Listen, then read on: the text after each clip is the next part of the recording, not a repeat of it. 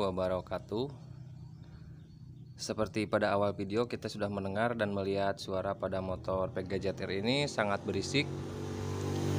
Dan saya akan membongkar bagian head dan bagian blok blok magnet terlebih dahulu. Karena dengan membuka bagian head dan membuka bagian magnet ini, kita akan bisa mendeteksi kerusakan pada motor ini ya. Dengan gejala motor ini untuk di knalpot memang udah ngebul, dan di bagian headnya udah sangat berisik, dan di bagian blok kirinya kemungkinan rantai keteng atau ada komponen di bagian rantai keteng yang udah rusak. Jadi terlebih dahulu saya akan bongkar dulu motor ini. Jadi teman-teman silahkan simak videonya sampai selesai. Nah, ini sepintas pun kita sudah bisa melihat ini di bagian rantai ketengnya udah sangat kendur. Jadi ini kemungkinan kalau untuk rantai keteng kita akan ganti ya, karena dengan bunyi yang gemericik tadi sudah sangat terlihat sekali. Ini udah kendor, ini otomatis kita akan ganti, dan kita akan lihat bagian yang lainnya.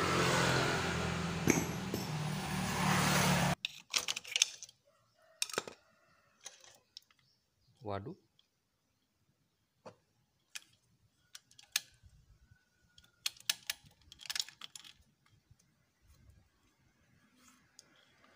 ininya udah patah, bagian lidah tensionirnya udah patah.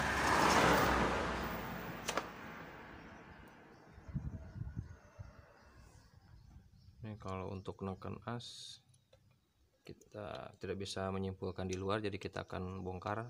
Nanti kita akan lihat dulu bagian pistonnya, karena motor ini udah ngebul. Namun kalau udah ngebul ini jelas sepertinya di bagian piston udah rusak.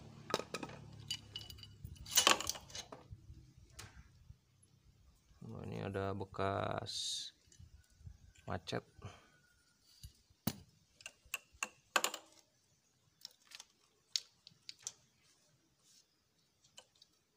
Oh iya, ini udah. Kita akan ganti bagian ketengnya. Ini pistonnya udah kita lepas. Wah, ini si pen pistonnya udah nggak rata ya. Nah, ini juga yang menimbulkan suara bunyi seperti bunyi knocking di bagian head ya. Nah, ini udah ngedengkeng.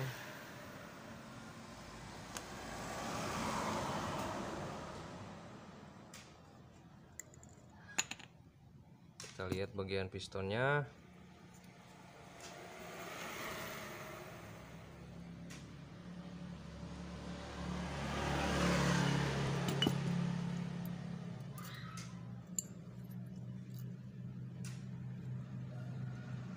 Ini udah longgar, jadi kita akan quarter juga.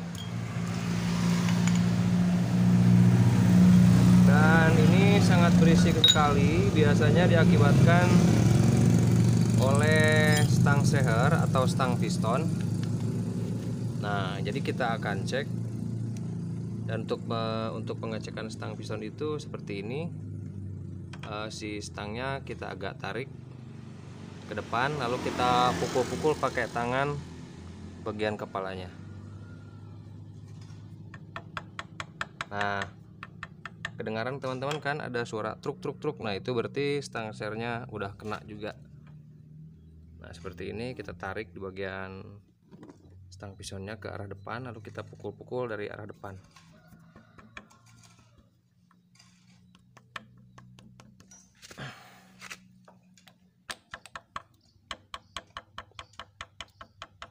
Nah, kedengaran kan?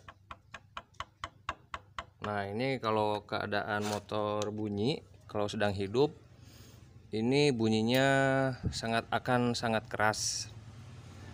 Ya, jadi kita udah kelihatan ya ke bagian dari kerusakan pada motor ini. Diantaranya dengan kita membuka bagian head dan bagian magnet, kita bisa mendeteksi kerusakan sebagian saja. Nah, yang bagian sini.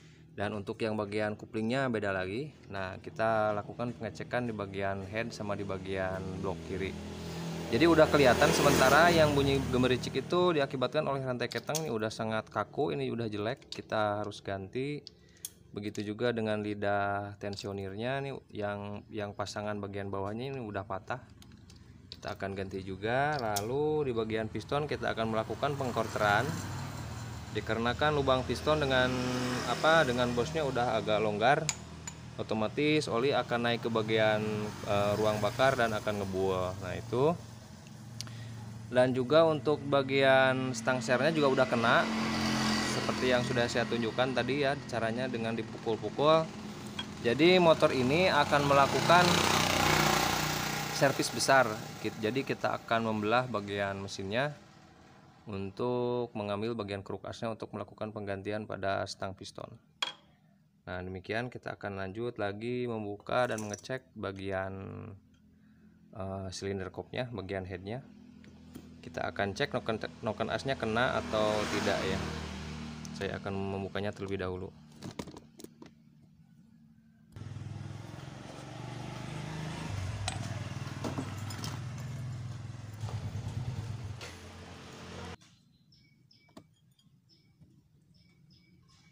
Nah udah kita bongkar, ternyata untuk noken asnya bagus, masih bagus ya, masih rata, nggak ada dekok-dekok, dan pelatuknya juga masih bagus. Nah jadi untuk bagian head, di bagian noken as, pelatuk dan yang lainnya aman ya. Jadi kita hanya akan melakukan penyekiran saja. Kita akan lanjut bongkar bagian kopling. Kita akan lakukan pengecekan juga bagian kopling. Nah ini untuk bagian koplingnya udah saya bongkar.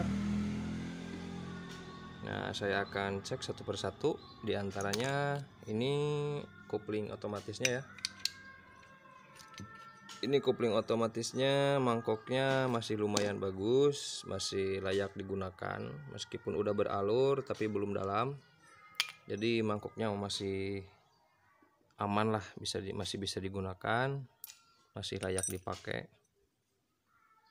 Nah, kita akan lihat bagian kanvas gandanya.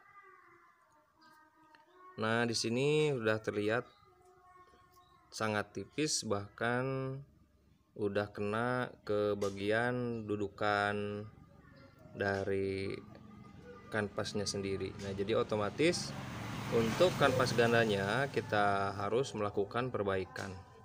Karena ini udah habis, jadi kalau kita paksakan maka akan merusak bagian dari mangkok kopling gandanya. Nah, jadi udah kelihatan ya. Jadi yang rusak itu di bagian kopling.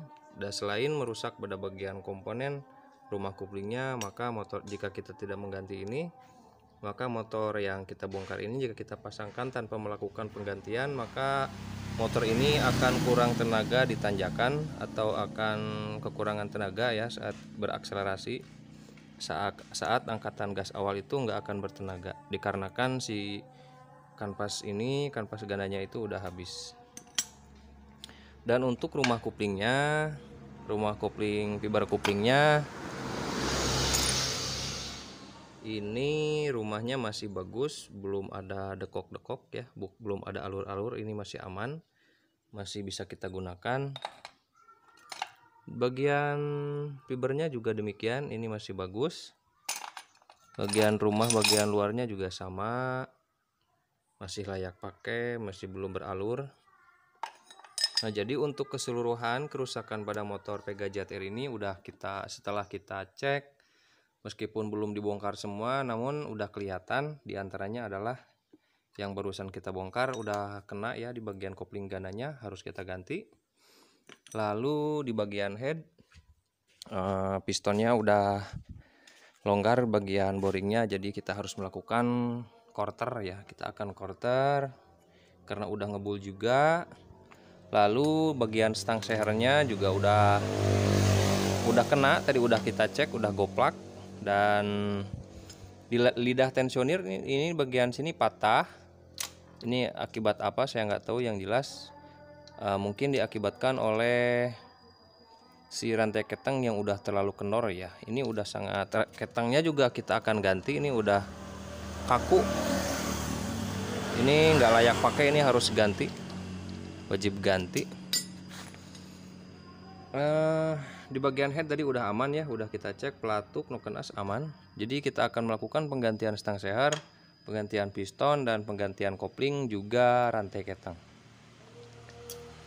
Dan untuk estimasi biaya untuk kerusakan seperti ini kalau kita pakai part original itu kurang lebih 1,5 juta kita akan habis. Namun jika kita menggunakan part yang KW-KW ya uang 1 juta rupiah pun ini nggak akan habis. Ya terserah buat teman-teman, kalau ingin hasilnya yang awet, lebih bagus ya pakai yang original. Namun yang KW-KW juga kalau yang kualitas pertengahan malah bisa kita gunakan, namun dengan konsekuensinya mungkin umur dari partnya yang kita pasang itu nggak akan seawet yang original. Oke, demikian video kali ini, mudah-mudahan bermanfaat buat teman-teman semua. Sampai jumpa di video berikutnya. Assalamualaikum warahmatullahi wabarakatuh.